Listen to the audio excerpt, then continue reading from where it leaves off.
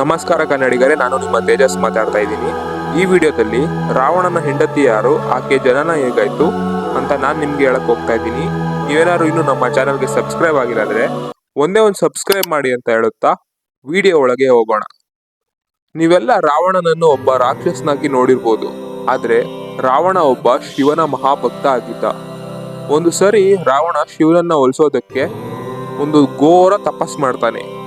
ಶಿವ ಒಂದು ರಾವಣನ ಭಕ್ತಿಗೆ ಮೆಚ್ಚಿ ಏನು ಬೇಕು ಕೇಳು ಅಂದಾಗ ರಾವಣ ನಿನ್ನ ಪತ್ನಿ ಪಾರ್ವತಿ ಬೇಕು ಅಂತ ಕೇಳ್ಬಿಡ್ತಾನೆ. ಶಿವ ಕೊಟ್ಟ ಮಾತಿಗೆ ಯಾವತ್ತಿಗೂ ತಪ್ಪೋದಲ್ಲ, ಅದಕ್ಕಾಗಿ ಕರೆದುಕೊಂಡು ಹೋಗು ಅಂತ ಹೇಳ್ಬಿಡ್ತಾನೆ. ಪಾರ್ವತಿ ಇಲ್ಲೇ ಮಾನಸ ಸರೋವರದ ಹತ್ರ ಸ್ನಾನ ಮಾಡ್ತಾ ಇರ್ತಾಳೆ.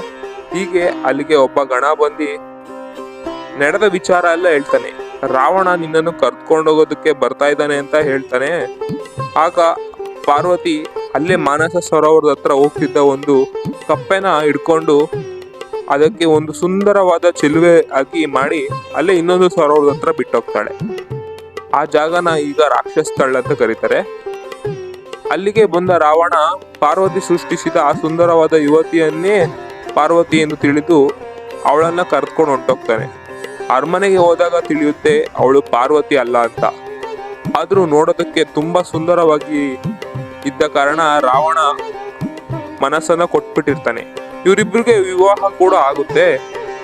ಕೊನೆಯದಾಗಿ ಇವಳಿಗೆ ನಾಮಕರಣ ಮಾಡೋ ಸಮಯದಲ್ಲಿ ಈಕೆ ಕಪ್ಪೆಯಿಂದ ಹೊರ ಬಂದಿರುವ ಕಾರಣ ಇವಳನ್ನ ಮಂಡೋದರಿ ಎಂದು ನಾಮಕರಣ ಮಾಡ್ತಾರೆ. ನಿಮ್ಗೇನಾದ್ರೂ ಈ ಮಾಹಿತಿ ಗೊತ್ತಿಲ್ಲ ಅಂತಂದ್ರೆ ಒಂದೇ ಒಂದು ಲೈಕ್, ಶೇರ್, ಸಬ್ಸ್ಕ್ರೈಬ್ ಮಾಡಿಕೊಂಡು ನಮ್ಮ ಚಾನಲ್ಗೆ ಸಪೋರ್ಟ್ ಮಾಡಿ.